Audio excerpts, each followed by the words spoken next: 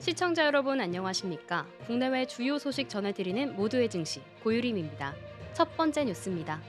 정부가 가계부채 관리를 위해 시행한 6.27 대책 이후 서민과 소상공인의 자금 사정이 한층 더 악화되고 있다는 우려가 커지고 있습니다. 신용대출 한도를 연봉 수준으로 제한하며 기존 금융권 대출이 막힌 이들이 대부업체로 몰리고 있지만 이마저도 문턱은 높기만 합니다. 지난달 27일 정부는 수도권 부동산 가격 안정을 위해 신용대출 한도를 연봉 이내로 제한하는 내용의 6.27 대책을 발표했습니다. 이후 신용대출 시장은 급격히 얼어붙었습니다. 문제는 이 조치가 시중은행은 물론 저축은행, 카드사, 상호금융 등 이른바 2금융권까지 적용됐다는 점입니다. 이에 따라 서민과 소상공인 등 급전이 필요한 계층이 마지막 수단으로 대부업체로 발길을 돌리고 있는 상황입니다. 국회 정무위 소속 김상훈 의원실에 따르면 대책 시행 직후인 지난달 30일부터 이달 11일까지 2주 동안 상위 30개 대부업체의 하루 평균 신용대출 신청 건수는 7,201건으로 올해 1월에서 5월 평균이었던 3,875건보다 무려 85.8%나 폭증했습니다. 대부업체는 6.27 대책의 직접적인 규제 대상은 아닙니다. 그러나 금융 접근성이 낮은 저신용자들이 대부업으로 몰리고 있다는 것을 방증합니다. 실제 최근 2주간 대부업체에 신용대출을 신청한 이들 중 42.9%는 신용점수가 300점대 이하인 저신용자였습니다. 하지만 대부업계도 자금 사정이 여의치 않습니다. 같은 기간 대출 승인율은 12.8%로 떨어졌습니다. 이는 올 상반기 평균 승인율인 16.5%에 비해 3.7%포인트 낮은 수치입니다. 대출이 막히자 일부 시민들은 불법 사금융으로 매몰리는 악순환의 우려까지 제기되고 있습니다. 김상훈 국민의힘 의원은 수도권 집값을 잡기 위한 대출 규제가 서민과 소상공인의 숨통을 조이고 있으며 취약계층이 고금리 불법 사금융에 내몰리지 않도록 정책을 재정비해야 한다고 강조했습니다. 부동산 시장 안정도 중요하지만 자금줄이 완전히 끊긴 서민의 삶을 고려한다 보니 정교한 금융권 대책이 절실하다는 지적입니다.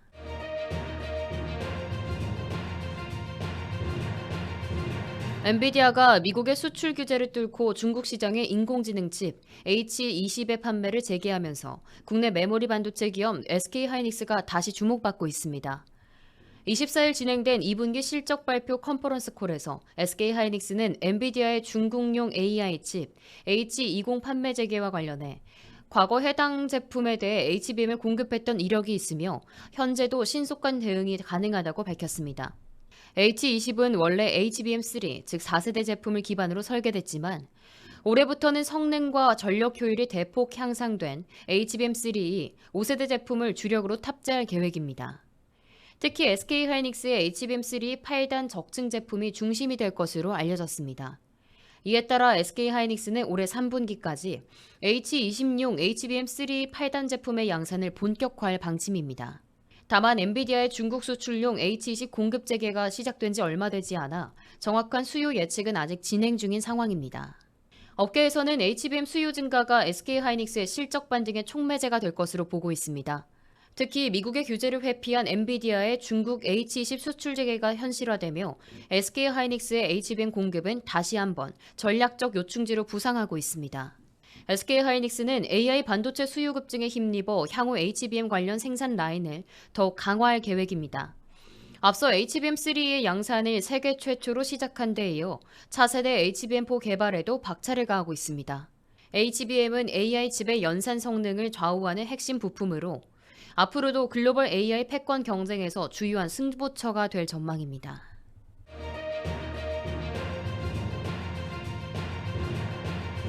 최근 원화 기반 스테이블 코인 도입 논의가 급물살을 타며 카드 업계도 위기감을 느끼고 있다며 빠르게 대응에 나서고 있습니다. 24일 금융권에 따르면 여신금융협회와 8개 전업 카드사들은 다음 주 스테이블 코인 대응 태스크포스를 출범시키고 첫 회의를 개최합니다. TF에서는 법제화 흐름에 카드사가 어떤 방식으로 대응할 수 있을지, 새로운 결제 생태계에서 카드사가 어떤 역할을 할 수 있을지가 핵심 논의점입니다. 카드업계 관계자는 스테이블코인 활성화가 카드 결제 구조 자체를 흔들 수 있기 때문에 위기이자 기회로 보고 대응 전략을 짜고 있다고 말했습니다. 스테이블코인이 결제가 일반화될 경우 소비자와 상점이 카드사나 PG사를 통하지 않고 직접 결제할 수 있어 카드사 수수료 기반 수익 모델을 위협받게 됩니다. 이에 카드사들은 적극적인 시장 선점 의지를 보이고 있습니다. 상표권 확보 경쟁도 치열합니다. 롯데카드는 지난 18일 원빅, K토큰, 로카머니 등 총 36건의 스테이블코인 관련 상표를 한꺼번에 출원했습니다.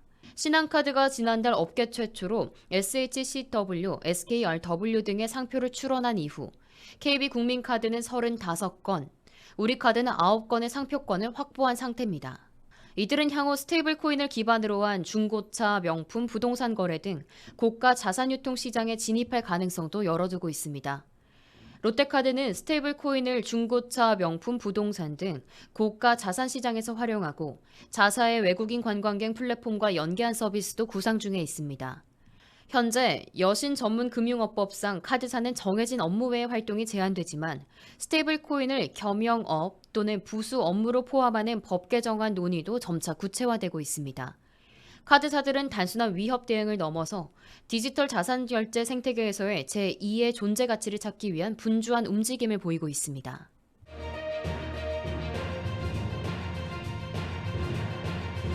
LG에너지솔루션이 중국 배터리 제조업체 신왕다와의 특허 침해 소송에서 또다시 승소했습니다. LG에너지솔루션이 중국 배터리 기업 신왕다를 상대로 제기한 배터리 구조 특허 침해 소송에서 독일 마나임 법원이 LG에너지솔루션에 손을 들어줬습니다. 문제가 된 제품은 프랑스 르노의 전기차, 다치아 스프링에 탑재된 신왕다의 각형 리튬이온 배터리로 LG에너지솔루션의 전극 조립체 구조 특허를 침해했다는 것이 법원의 판단입니다. 이 특허는 분리막에 특수 코팅을 입혀 전극 충돌이 층층이 쌓이면서도 구조적으로도 일체화되도록 하는 기술로 고출력, 고용량을 요하는 전기차 및 에너지 저장 장치 분야에서 핵심적으로 쓰입니다. 이번 판결에 따라 신왕다는 해당 배터리를 독일 내에서 판매할 수 없게 됐고 이미 유통된 제품은 회수 및 폐기해야 하며 손해배상과 회계 자료 제출 명령도 함께 내려졌습니다. 이로써 LG에너지솔루션은 신왕다와의 세 번째 특허 소송에서 모두 승리하며 글로벌 배터리 특허 분쟁에서 뚜렷한 성과를 이어가고 있습니다. 지난 5월에는 분리막 SRS 코팅 특허 침해 소송에서도 승소해서 독일 내 배터리 판매 금지 판결이라는 전례 없는 조치를 이끌어내기도 했습니다. LG에너지솔루션은 이번 소송을 계기로 특허 무임 승차에 강력히 대응하고 배터리 업계의 공정한 경쟁 환경 조성과 함께 글로벌 라이선스 시장 구축을 주도하겠다는 방침입니다. LG에너지솔루션 관계자는 배터리 업계의 룰세터로서 고유 기술을 보호하고 공정 경쟁을 위한 특허 생태계를 만들어갈 것이라고 말했습니다. 세계 배터리 시장의 헤게모니를 둘러싼 전쟁은 점점 더 치열해지고 있는 가운데 LG에너지솔루션의 행보는 단순한 소송이 아니라 기술 주도권을 지키기 위한 글로벌 특허 전쟁의 방아쇠가 되고 있습니다.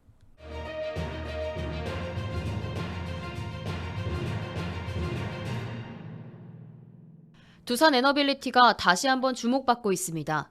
신한투자증권의 목표 주가를 상향 조정하며 향후 성장 사업에 대한 기대감을 드러냈습니다. 신한투자증권은 23일 두산에너빌리티에 대해 앞선 시세 분출 이후 잠시 숨고르기에 들어간 상황이라며 주가 조정 국면에서는 매수 관점이 여전히 유효하다고 평가했습니다. 투자 의견은 매수를 유지했으며 원자력 및 천연가스 발전 기자재 분야에서의 최선호주 이른바 토픽으로도 두산에너빌리티를 지목했습니다. 이번 리포트에서 특히 눈에 띄는 건 목표 주가 상향, 기존보다 대폭 오른 10만 원을 제시한 것입니다. 이는 현재 주가 62,600원 대비 60% 가까운 상승 여력을 의미합니다.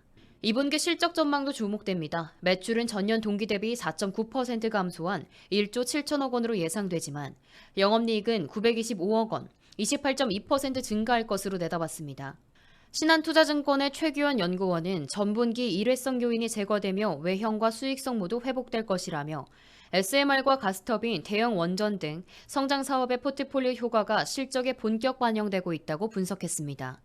최 연구원은 특히 앞으로의 실적 발표에서는 성장 사업의 수주 현황이 핵심 변수로 작용할 것이라며 SMR과 가스터빈 수주가 얼마나 구체화되느냐에 따라 향후 손익 개선 예측의 정교함과 주가의 상승 기반이 달라질 것이라고 강조했습니다. 투자자들의 기대감이 커진 가운데 두산에너빌리티는 향후 실적 발표와 신규 수주에서 그 기대에 부응할 수 있을지 주목됩니다.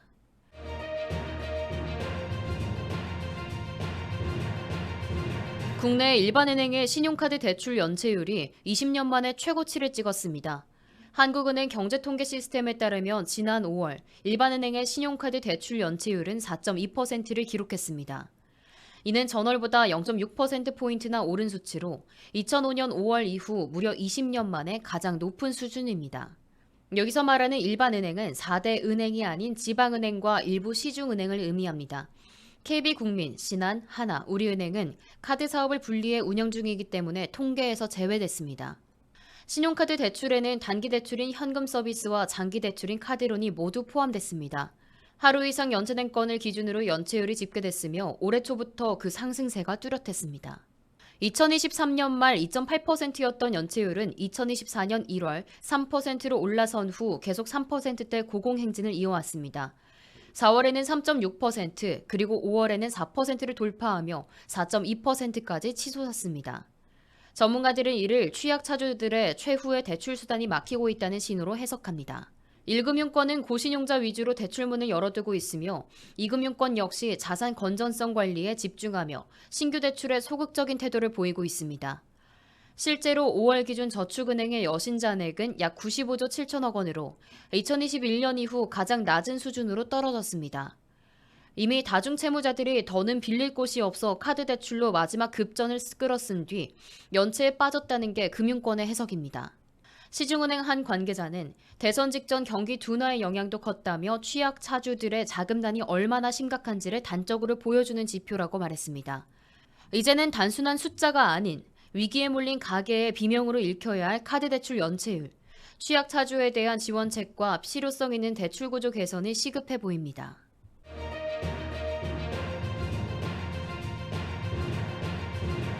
글로벌 제약사들이 게임 체인저로 주목받는 BBB 셔틀 기술 확보에 사활을 걸고 있습니다. BBB 셔틀은 뇌 혈관 장벽을 통과해 약물을 뇌에 직접 전달할 수 있도록 돕는 플랫폼입니다. 기존 약물로는 접근이 어려웠던 알츠하이머, 파킨슨병, 뇌종양 등 난치성 뇌질환 치료의 판도를 바꾸는 기술로 주목받고 있습니다. 최근 미국의 아큐먼 파마슈티컬스는 일본 JCR 파마의 BBB 셔틀 기술 제이브레인 카고를 약 7,400억 원에 도입했습니다. 현재 아큐먼은 알츠하이머병 신약 후보 물질에 해당 기술을 접목해 임상 2상을 진행 중에 있습니다. 이미 에브비, 로슈, GSK, BMS 등 빅파마들도 BBB 셔틀 기술을 적극적으로 도입하며 뇌질환 시장 선점을 위한 전쟁에 뛰어들었습니다. 전 세계 중추신경계 치료제 시장은 2023년 약 185조 원 규모에서 2030년에는 300조 원 이상으로 폭발적 성장이 예상됩니다. 국내 기업들도 이 전선에 뛰어들며 세계의 주목을 받고 있습니다. ABL 바이오는 자체 BBB 셔틀 플랫폼 그랩바디 B를 통해 약물이 부작용 없이 뇌로 전달되는 독자적 기술을 확보했으며 지난 4월 이 기술을 글로벌 제약사 GSK에 무려 4조 1천억 원 규모로 기술 이전했습니다. 이 회사는 오는 28일 그랩바디 B를 포함한 차세대 담도암 치료제 ABL001과 이중항체 기반 ADC 개발 전략까지 공개할 예정입니다. 또 다른 국내 기업 리스큐어 바이오는 EXOPN101이라는 BBB 셔틀 플랫폼을 개발했으며 글로벌 제약사와 물질 이전 계약을 체결해 기술 이전 기대감을 키우고 있습니다. 전 세계가 고령화로 뇌질환 시대에 접어들며 BBB 셔틀은 더 이상 선택이 아닌 필수 기술이 되고 있습니다. 누가 먼저 뇌로 가는 길을 확보하느냐에 따라 다음 10년의 신약 시장 판도가 바뀌고 있습니다.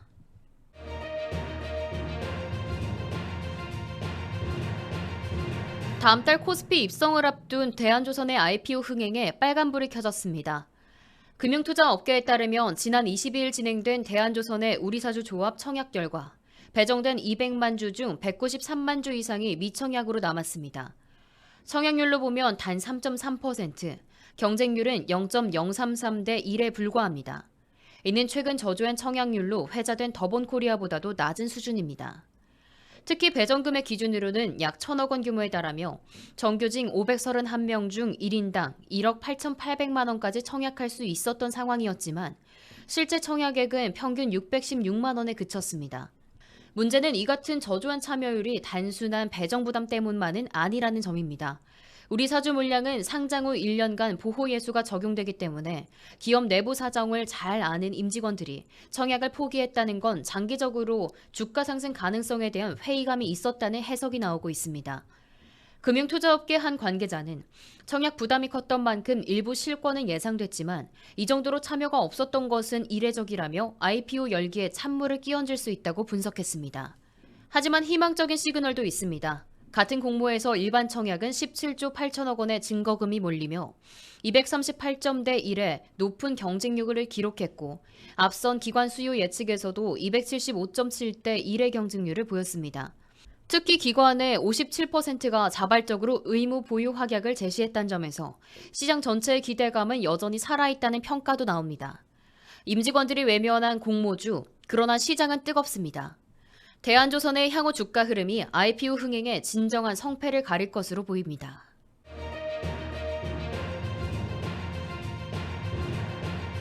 삼성 SDS가 2025년 2분기 실적을 발표했습니다.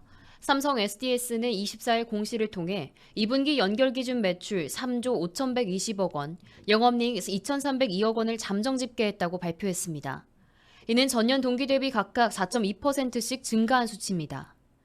핵심 사업인 정보기술 서비스 부문의 매출은 1조 6,784억 원으로 전년 동기 대비 5.8% 성장했습니다. 특히 클라우드 사업이 두드러진 성장세를 보였습니다. 매출은 약 6,652억 원으로 20% 급증했으며 그중 삼성 클라우드 플랫폼 기반 CSP 사업은 고성능 컴퓨팅과 네트워크 서비스 확대로 26% 성장했습니다. 또한 MSP 사업도 공공부문 클라우드 전환 수요와 생성형 AI 수주 증가로 20% 증가했습니다. 물류 부문 역시 안정적인 성장을 보였습니다. 미국 관세 정책 영향으로 1분기 조기 선적이 이뤄지며 물동량은 줄었지만 창고 물류 신규 고객 확보로 매출은 오히려 3% 늘어난 1조 8,336억 원을 기록했습니다. 특히 삼성 SDS의 디지털 물류 플랫폼인 첼로스퀘어는 2,701억 원의 매출을 올렸고 가입 고객 수는 전년 동기 대비 48% 급증해 21,904를 넘어섰습니다. 회사 측은 불확실한 경제 여건 속에서도 사업 경쟁력과 성장성 확보를 위한 노력을 계속해 나가겠다고 밝혔습니다. 삼성 SDS는 디지털 전환과 AI 기반 확대 흐름에 발맞춰 클라우드와 물류 플랫폼에서 성장 동력을 지속 확보 중에 있습니다. 하반기에도 이 같은 흐름이 이어질 수 있을지 주목됩니다.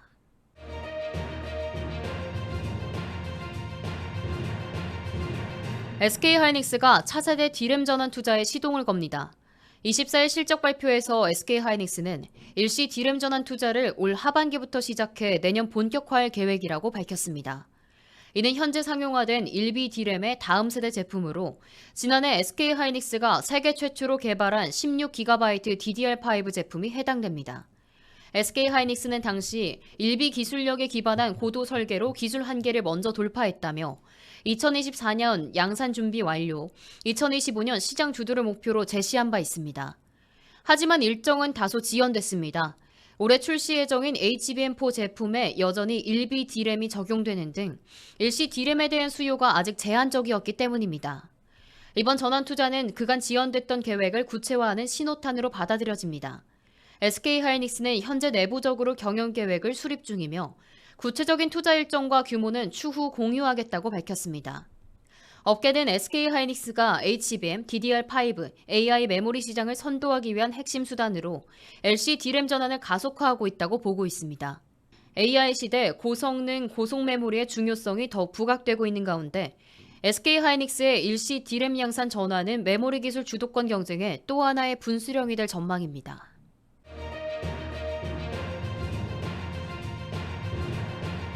테슬라의 자율주행 보조 시스템 오토파일럿을 둘러싼 중대한 법적 공방이 다시 도마 위에 올랐습니다. 뉴욕타임스 보도에 따르면 2019년 플로리다 남부의 어두운 2차선 도로에서 발생한 치명적 사고의 운전자가 오토파일럿은 아무런 경고도 없이 브레이크 작동조차 하지 않았다고 연방 법정에서 증언했습니다. 사고 당시 차량을 운전 중이던 조지 브라이언 맥키 씨는 새로 구입한 테슬라 모델 S를 타고 이동 중 휴대전화를 줍기 위해 몸을 숙였고 이때 도로의 T자형 교차로와 멈춰서 있던 SUV 그리고 그 옆에 서 있던 두 사람을 놓쳤습니다. 그 결과 차량은 시속 62마일로 SUV를 그대로 들이받았고 22세 여성 나이벨 베나비데스 씨가 숨지고 남성 동승자도 중상을 입었습니다. 맥키 씨는 오토파일럿이 나의 실수를 보완해 줄 알았다며 차량과 사람에 대한 경고도 없었고 브레이크도 밟지 않았다고 증언했습니다. 이 사건은 현재 플로리다 남부 연방지방법원에서 민사소송으로 진행 중이며 피해자 유가족은 테슬라에 대해 오토파일럿 시스템 결함과 부주의 설계를 주장하며 손해배상을 청구하고 있습니다. 특히 판사 베스 블룸은 테슬라가 생명보다 수익을 우선시하며 무책임하게 기술을 개발했다는 합리적 판단이 가능하다며 징벌적 손해배상 청구를 허용했습니다. 사고 차량은 당시 오토파일럿 외에도 자동 비상제동 시스템과 도로 이탈 방지 시스템까지 갖추고 있었지만 어느 것도 작동하지 않은 것으로 드러났습니다. 특히 사고 지점인 카드 사운드 로드는 자율주행 사용이 제한된 구간이지만 테슬라 시스템은 이를 허용하고 있었던 점도 지적을 받고 있습니다. 2023년 테슬라는 결국 오토파일럿 장착 차량 전체를 리콜하며 주행 중 운전자 모니터링 기능을 강화했지만 피해자 측은 이미 늦었다고 주장하고 있습니다. 이번 재판은 테슬라에게 상당한 리스크가 될 수 있다는 분석도 나옵니다. 시장 조사업체 오토 포캐스트의 샘 피오라니 애널리스트는 테슬라의 주가와 기업 가치는 모두 자율주행이라는 미래에 기반하고 있다며 이번 사건이 브랜드 이미지에 타격을 줄 가능성을 언급했습니다. 한편 사고 당시 맥기 씨는 가속 페달을 밟고 있었던 것으로 조사됐으며 이는 오토파일럿의 제동 기능을 무력화시킨 것으로 보입니다. 앞서 유가족이 운전자 개인에게 제기했던 민사소송은 별도로 합의가 이뤄졌으나 합의 조건은 공개되지 않았습니다.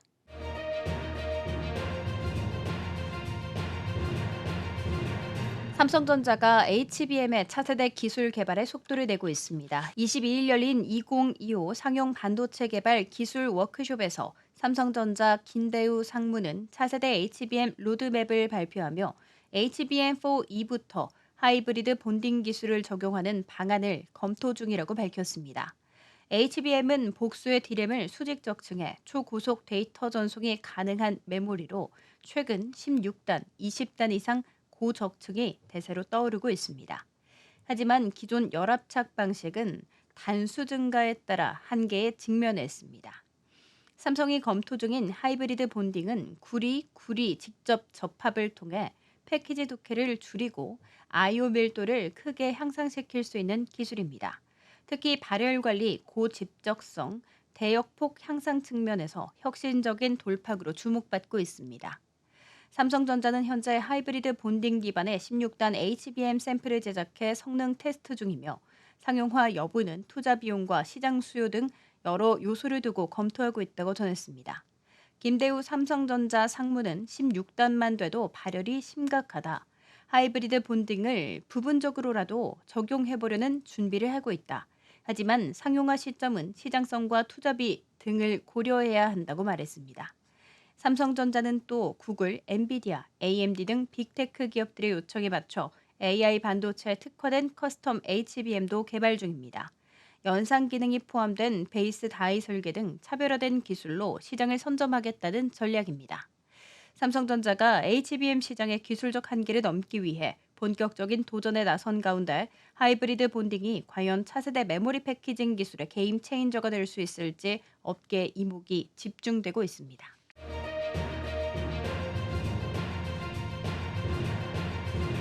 세계 최대 자산 운용사 블랙록이 중국 출장 시 직원들의 회사 기기 사용을 전면 금지하는 새로운 보안 지침을 내렸습니다. 미국 경제 매체 블룸버그는 현지 시간 22일 블룸버그가 이달 16일부터 중국 출장에 나서는 직원들에게 회사 지급 노트북과 휴대전화를 금지했다고 보도했습니다. 대신 직원들은 현지에서 임시 휴대전화를 대여받아 사용해야 하며 VPN을 통한 원격 접속도 금지된 것으로 알려졌습니다. 이 같은 조치는 단순한 출장 규정을 넘어 중국의 엄격한 데이터 보안법과 최근 외국계 기업 관계자들의 출국 제지 사례 등이 복합적으로 영향을 미친 것으로 분석됩니다.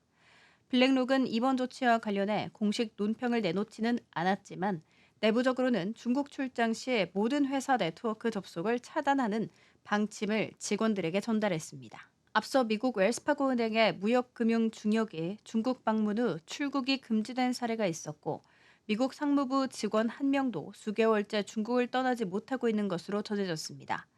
중국은 지난 2021년 데이터 보안법을 제정해 자국 내 수집된 데이터를 해외로 반출하는 행위를 엄격하게 제한하고 있으며 위반 시 강력한 처벌이 뒤따릅니다. 현재 블랙록은 중국 내 100% 지분을 가진 뮤추얼 펀드사 외에도 중국 건설 은행과 합작한 자산 운용사를 운영 중입니다. 중국의 데이터 주권 강화와 미중 간 긴장 고조 속에 글로벌 기업들의 보안 대응도 한층 강화되고 있는 가운데 향후 금융기업들의 중국 내 활동이 더욱 위축될 수 있다는 우려도 커지고 있습니다.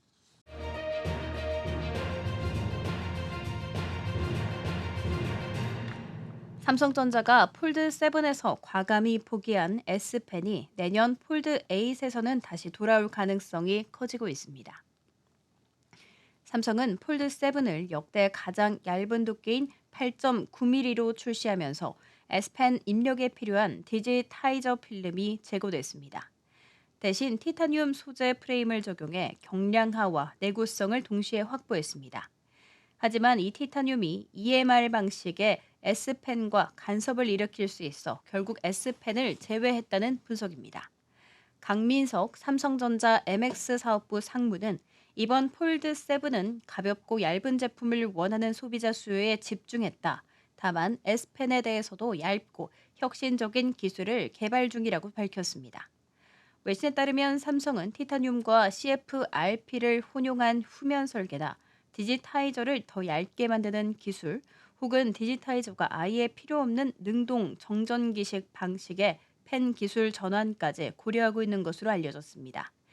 능동 전전기식 펜 내부에 배터리를 탑재해 금속 프레임 간섭 없이 작동할 수 있어 티타늄과의 충돌 문제도 해결할 수 있다는 설명입니다. 또 다른 관측은 미국과 중국 간 공급망 이슈로 티타늄 수급이 불안정해진 것을 배경으로 삼성전자가 CFRP와 혼용하는 새로운 구조를 검토 중이라는 것입니다. 대화면 플러스 S펜이라는 삼성의 전략 조합이 다시 실현될지 업계 이목이 집중되고 있습니다.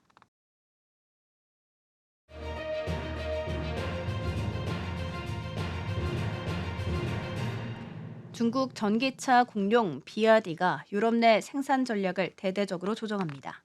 로이터 통신 보도에 따르면 비아디는 헝가리 신규 전기차 공장의 양산 일정을 내년으로 연기하고 초기 2년간 생산량을 제한하겠다고 밝혔습니다. 애초 15만 대였던 연간 생산 목표는 수만 대 수준에 머물 것으로 알려졌습니다. 2027년 이후에도 해당 공장이 최대 생산 능력인 30만 대까지 가동될 가능성은 낮다는 전망입니다. 대신 비아디는 인건비가 상대적으로 저렴한 튀르키예에 공장을 신속하게 건설하고 연간 생산 역량을 최대 50만 대까지 끌어올릴 계획입니다. 로이터는 이번 결정이 EU의 기대와는 정반대의 결과라고 평가했습니다. EU는 중국산 전기차에 고율의 관세를 부과하면서도 역설적으로 중국 업체의 현지 투자를 기대했지만 오히려 비아디가 유럽을 피하고 있다는 분석입니다. 비아디의 전략 수정은 유럽 시장에 대한 이해 부족, 하이브리드 차량 제공 등 전략적 판단 미스로부터 비롯됐다는 평가도 나옵니다. 전문가들은 이번 움직임이 전기차의 시장, 국제 분업 구조에 새로운 균열을 일으킬 수 있다고 보고 있습니다. 유럽을 겨냥한 비아디의 전기차 전략이 전환점을 맞고 있는 가운데 고비용 규제와 현지화 실패 그리고 EU의 관세 정책 속에서 글로벌 전기차 시장의 힘겨루기는 더욱 치열해질 전망입니다.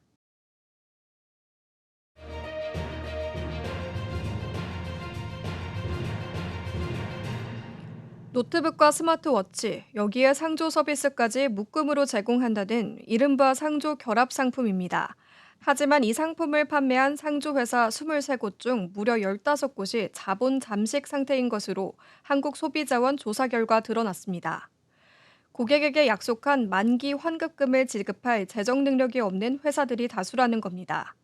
이들 상품은 겉으로 보기엔 전자기기를 사은품처럼 주고 상조 서비스를 부가적으로 가입하는 구조로 보입니다. 그러나 실제로는 전자기기의 할부금을 소비자가 부담하면서 상조회사가 그 대금을 추후 환급하겠다고 약속하는 구조입니다. 소비자는 돈을 냈는데 업체는 받은 돈이 아닌 걸 되돌려줘야 하는 셈입니다.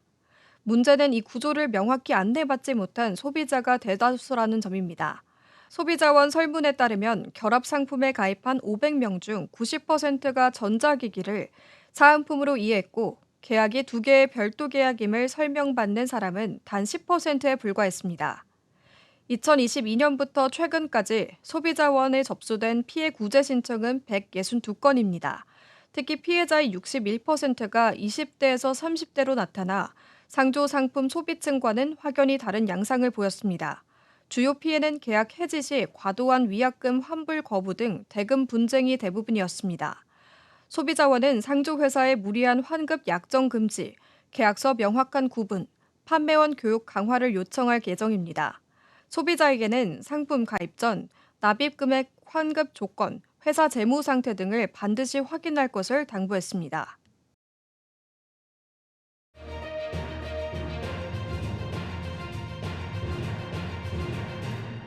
삼성전자의 새 폴더블폰 갤럭시 Z 폴드 7과 Z 플립 7이 인도 시장에서 사전 판매 이틀 만에 약 21만 대를 기록했습니다. 이는 역대 Z 시리즈 중 최고 기록을 넘어선 수치입니다.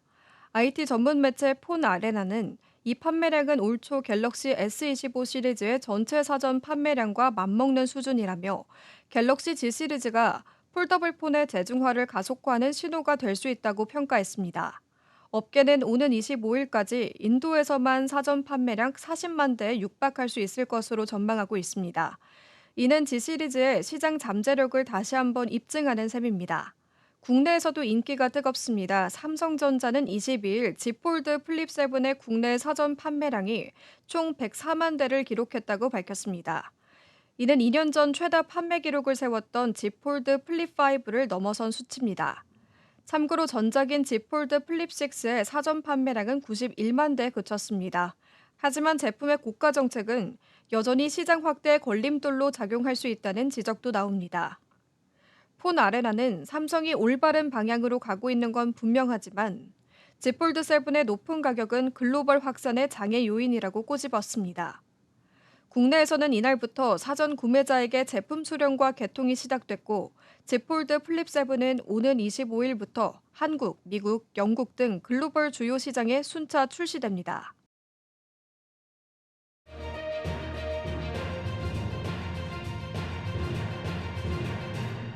국내 OTT 기업 왓챠가 기업 회생 절차에 문턱에 섰습니다. 22일 서울회생법원 회생 17부는 왓챠에 대한 회생 신청 첫 신문 기일을 진행했습니다. 이번 회생 신청은 왓챠에 투자한 인라이트 벤처스가 전환 사채 상환 지연을 이유로 제기한 것입니다. 이날 신문에서는 채권자인 인라이트 벤처스 측은 회생 절차 개시를 통해 변제받는 것이 가장 현실적인 방안이라고 주장했습니다. 반면 왓챠 측은 회생 절차가 시작되면 기업 가치가 훼손돼 오히려 채권자에게도 손해일 수 있다며 기각을 요청했습니다. 왓챠는 실제로 2023년 200억 원대였던 적자를 작년 20억 원대까지 줄이며 실적을 개선 중이라며 회생 없이 정상화 가능성을 강조했습니다. 하지만 상황은 녹록지 않습니다. 왓챠는 2021년 투자받은 490억 원 규모의 전환 사채 상환이 지연되면서 최근 외부 감사인으로부터 감사 의견 거절 통보를 받았습니다. 신한회계법인은 계속 기업으로서 존속 능력에 유의적 의문이 있다고 밝혔습니다. 법원은 24일 추가 신문 기일을 열어 양측의 입장을 다시 듣기로 했습니다. 왓챠 박태훈 대표는 신분 직후 기자들과 만나 채권자의 입장을 이해한다, 상의해서 좋은 방향을 찾겠다고 말했습니다. OTT 경쟁이 치열해지는 가운데 왓챠가 법정 관리 없이 생존의 길을 찾을 수 있을지 주목됩니다.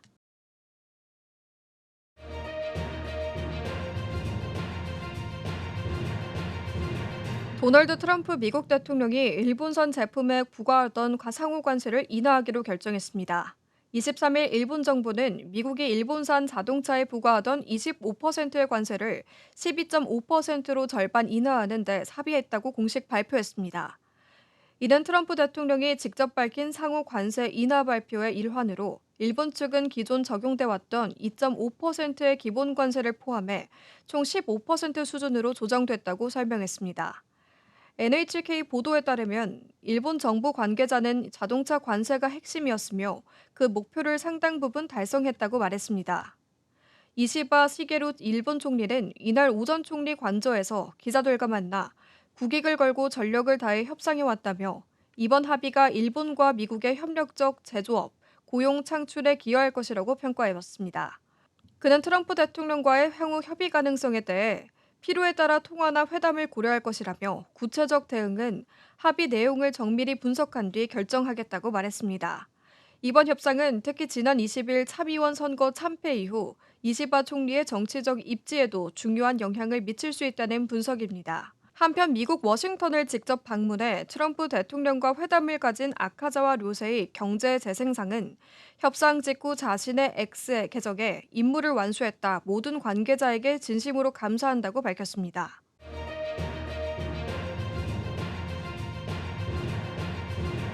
한국 여권의 위상이 다시 한번 확인됐습니다. 영국의 글로벌 시민권 컨설팅 업체 헨리앤파트너스가 발표한 2024년 3분기 헨리 여권 지수에 따르면 한국 여권 소비자는 190개국에 비자 없이 입국할 수 있어 일본과 함께 공동 2위를 기록했습니다.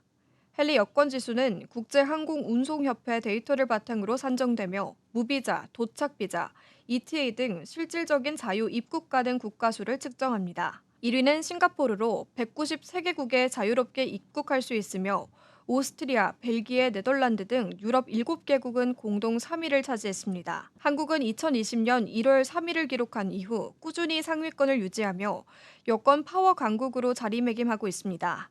반면 지난 2014년 여권 1위였던 미국은 현재 공동 10위로 밀려났습니다.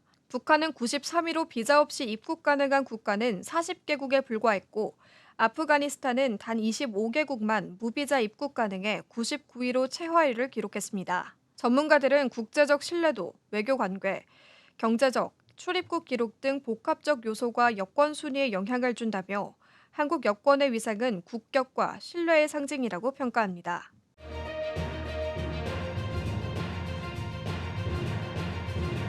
반도체 후공정 장비 강자인 한미반도체가 반도체 전공정 기술을 보유한 테스와 손잡고 차세대 패키징 기술인 하이브리드 본더 개발에 본격 착수했습니다.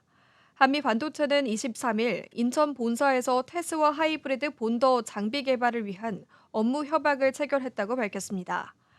하이브리드 본딩 기술은 기존 범프 접합과 달리 구리구리 간 직접 연결 방식을 통해 IO 성능과 대역폭을 극대화할 수 있는 기술로 특히 20단 이상 고적층 HBM 구현에 필수적인 차세대 패키징 기술입니다.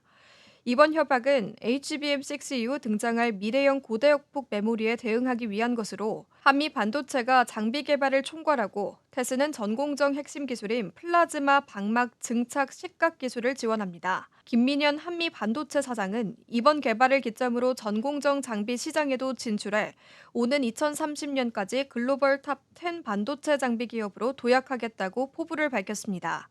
한편 테스의 이재호 사장도 기술 융합을 통해 새로운 시장을 창출하고 양사 모두 글로벌 경쟁력을 갖추는 계기로 만들겠다고 전했습니다.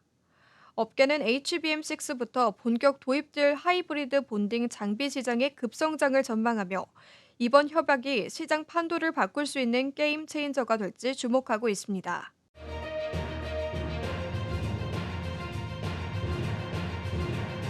XRP가 이제 스위프트의 대안으로 부상받고 있습니다. 암호화폐 전문 매체 비트코이니스트에 따르면 리플은 자사의 온디맨드 유동성 인프라와 글로벌 결제 네트워크를 무기로 스위프트의 시장 점유율을 위협하고 있습니다. 리플 CEO 브래드 갈링하우스는 최근 발언을 통해 향후 5년 내 스위프트의 국경 간 결제 시장이 14%가 리플이 차지할 것이라고 강한 자신감을 드러냈습니다. 스위프트가 단순히 메시지를 전달하는 반면 리플은 XRP를 브릿지 통화로 활용, 사전 자금, 예치 없이 수초대 송금이 가능한 시스템을 보유하고 있습니다. 송금 수수료는 단 0.0002달러에 불과해 속도와 비용 모두에서 기존 금융 시스템을 압도하고 있습니다. 이미 여러 국가의 주요 금융기관들이 리플 솔루션을 채택하고 있습니다. 필리핀 유니언뱅크는 XRP 기반 송금망을 구축했고 카타르 국립은행과 차이나뱅크는 중개은행 없는 실시간 송금을 운영 중입니다. 인도 예스뱅크, 엑시스뱅크는 동남아 남미와 연결된 리얼타임 송금 채널을 가동하고 있으며 브라질의 트라벨렉스 은행은 라틴 아메리카 최초로 ODA를 도입해 선결제 유동성을 제거했습니다. 중동 지역 역시 활발합니다. 루루익스 체인지, 잔드뱅크, 마모 등이 규제 친화적 XRP 인프라를 채택하며 리플의 글로벌 확장을 뒷받침하고 있습니다. 중개은행 제거, 즉시 정산, 거래 비용 최소화, 이 모든 요소가 XRP의 상승을 단순한 차트가 아닌 글로벌 금융 혁신의 신호로 만들어주고 있습니다. 전문가들은 XRP가 단기 수익률을 넘어 장기적 금융 인프라 대안으로 부상하고 있다는데 주목하고 있습니다.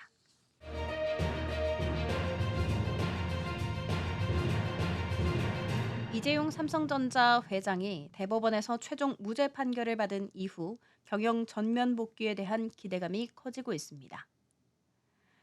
삼성 준법감시위원회 이찬희 위원장은 이 회장의 등기 임원 복귀와 컨트롤타워 재건을 공식적으로 촉구했습니다.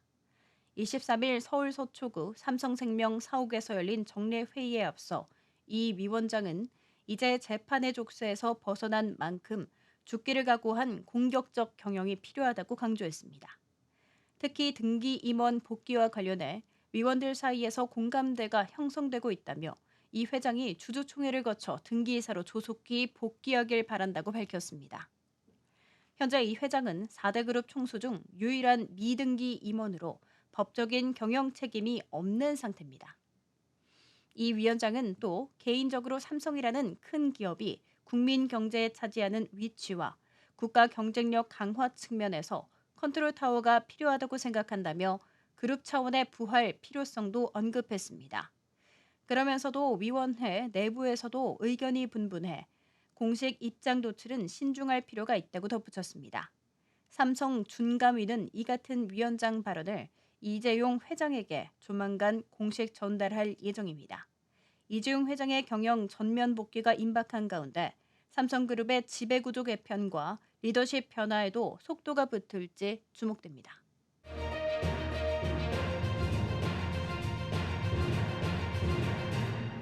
암호화폐 시장에 또 한 번의 초강세 예측이 나왔습니다. 이번에는 XRP가 주인공입니다. 개발자 빈센트 반 코드는 XRP 가격이 최대 59.4달러까지 상승할 수 있다고 밝혔습니다. 현재 시세와 비교하면 수십 배 급등이 가능한 수준입니다. 그는 국제결제 네트워크 스위프트의 하루 결제량 5조 달러 중 15%, 약 7,500억 달러를 XRP가 대체할 수 있다고 가정했습니다. 유통 가능한 XRP 물량을 약 130억 개로 보고 낮은 거래 회전율을 고려했을 때 최소 이론 가격은 28.85달러에 달한다고 분석했습니다.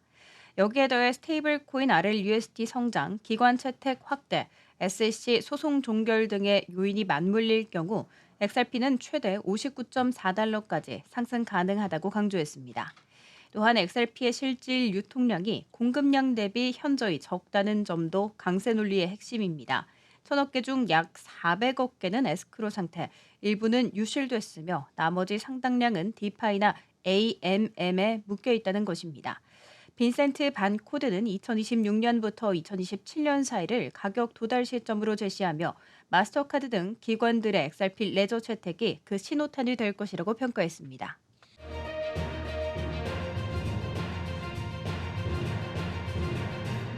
최근 일주일 새 단 한 개의 주간 캔들로 지난 19주간 지속되온 비트코인의 우세 구조가 붕괴되고 있습니다. 영국 기반 분석가 크립토 인사이트 UK는 자금 회전의 본격적인 시작이라며 2020년 알트코인 랠리 이전과 유사한 신호라고 강조했습니다.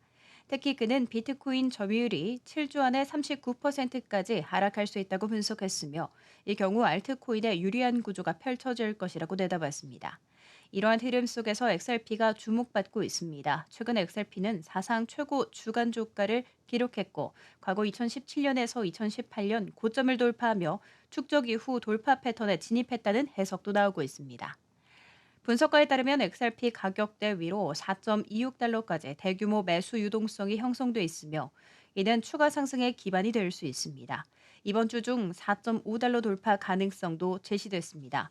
무엇보다 XRP 비트코인 페어 차트에서 강력한 기술적 신호가 확인됐습니다. 해당 페어가 주요 저항 돌파를 눈앞에 두고 있으며 이를 넘을 경우 XRP는 비트코인 대비 최소 200%, 최대 500% 상승할 수 있다는 전망입니다. 이 경우 XRP의 시장 점유율은 현재 2%에서 최대 20%대까지 확대될 수 있습니다. 크립토 인사이트 UK는 비트코인이 13만 5천에서 15만 달러 수준에 도달할 경우 XRP의 이 같은 성장 시나리오는 현실이 될 수 있다고 분석했습니다.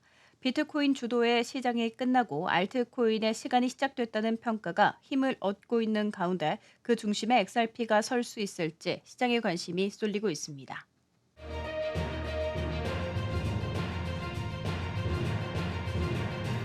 KT가 단말기 구매 부담을 줄이기 위한 다양한 보상 멤버십 혜택으로 가입자 유치에 나섰습니다.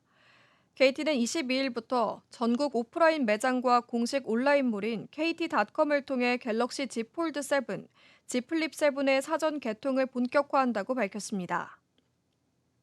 이번 신제품은 전작 대비 얇고 가벼워진 디자인으로 주목받고 있으며 특히 갤럭시 Z 폴드 7의 사전 예약 비중이 절반 이상을 차지했습니다.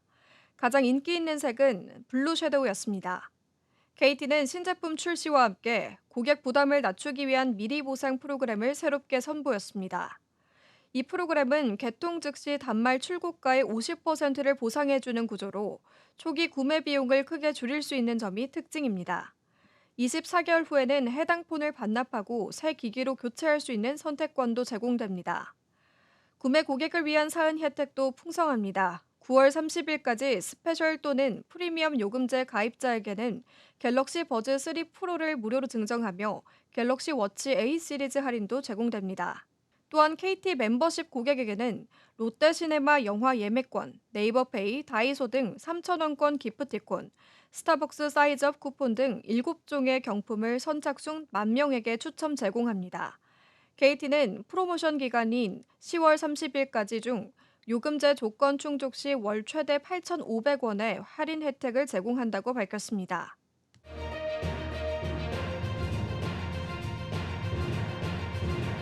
자본시장 불공정 거래에 대한 정부의 제재가 한층 강화됩니다. 금융위원회는 23일 자본시장 불공정 거래 대응을 위한 자본시장법 시행령과 조사 업무 규정 개정안을 예고했습니다. 이번 조치는 지난 9일 발표된 불공정 거래 근절 실천 방안의 후속 조치입니다. 핵심은 시장 감시 체계를 계좌 기반에서 개인 기반으로 전환한다는 점입니다. 현재는 거래소가 각 계좌만을 기준으로 감시하기 때문에 동일인이 여러 증권사의 계좌를 개설하면 감시망을 빠져나갈 수 있는 허점이 있었습니다. 앞으로는 거래소가 가명 처리된 개인정보를 받아 계좌와 연동하게 되며 이를 통해 전자거래, 시세 조종, 관여도 분석이 훨씬 신속하고 정밀해질 것으로 기대됩니다. 감시 대상도 약 39%까지 줄어 업무 효율성도 높아질 것으로 보입니다. 과징금 기준도 전면 상향됩니다. 3대 불공정 거래 행위인 미공개 정보 이용, 시세 조종, 부정 거래의 경우 기존의 부당이득 50%에서 200%였던 과징금이 최소 100%에서 200%로 상향됩니다. 시장 질서 교란 행위도 최소 과징금이 기존 50%에서 100%로 상향됩니다. 또 공시 위반 행위에 대해서도 법정 최고액의 최소 40%까지 과징금이 부과될 수 있게 됩니다. 특히 금융회사 임직원이 미공개 정보를 이용해 직무상 이득을 취한 경우 과징금은 물론 투자 상품 거래 제한, 임원 선임 제한 등 중징계까지 가능해집니다. 개정안은 9월 2일까지 입법 예고를 거쳐 10월 중 시행될 예정입니다. 금융위는 이를 통해 공정한 자본시장 환경을 만들고 투자자 신뢰를 회복하겠다고 밝혔습니다.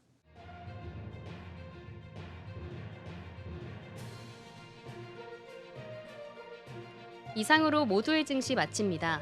본 방송에서 제공해드리는 정보는 투자 판단에 대한 조언일 뿐 해당 자산의 가치와 상승을 보장하지 않습니다.